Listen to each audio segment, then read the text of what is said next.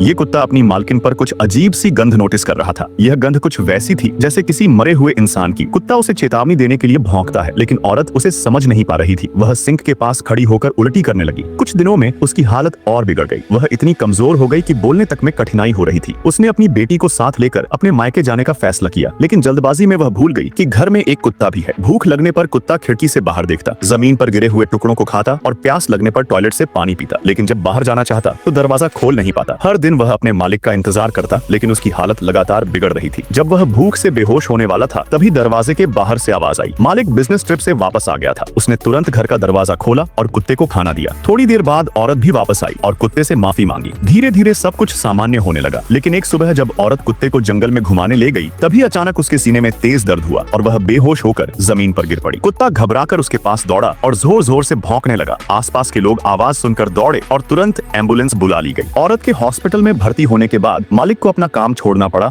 और बेटी की देखभाल की जिम्मेदारी उठानी पड़ी। शुरू में बहुत गलतियां हुई, लेकिन धीरे धीरे उसने अपनी बेटी की जरूरतों का ध्यान रखना सीख लिया। कुछ महीनों बाद ऑपरेशन सफल रहा और औरत अपने माता पिता के घर वापस आई। अब उसने अपने लंबे सुनहरे बाल काट दिए थे और उसका चेहरा पहले से ज्यादा सुस्त हो गया था। कुत्ता हर वक्त उसकी देखभाल में लगा रहता, चाहे वह खुद कितना ही थका हो। वह नींद को नजरअंदाज कर उसकी सुरक्षा में जुटा रहता, लेकिन डॉक्टरों की पूरी कोशिश के बावजूद कैंसर का फैलाव नहीं रोका जा सका। उस रात कुत्ता चुपचाप एक कोने में बैठा अपनी मालकिन को देख रहा था। औरत ने मुस्कुराते हुए उससे कहा, अब मुझे मौत से डर नहीं लगता। आने वाले दिनों में तुम अपनी छोटी बहन का ध्यान रखना। कुत्ता धीरे धीरे उसके करीब गया और उसके हाथ को सूंघने लगा। उसे महसूस हो रहा था कि यह उसकी मालकिन का आखिरी अलविदा है। अगली सुबह औरत हमेशा के लिए सो गई। मालिक और कुत्ता गहरी उदासी में डूब गए। फिर भी वह हर दिन उसकी बेटी के पास रहता, जैसे कि उसने अपनी मालकिन से किया हुआ वादा निभाने की ठानी हो। वैसे क्या आपने कभी अपने पालतू जानवर की ऐसी वफादारी देखी है? वीडियो को लाइक करके अपनी राय नीचे कमेंट में जरूर बताएं।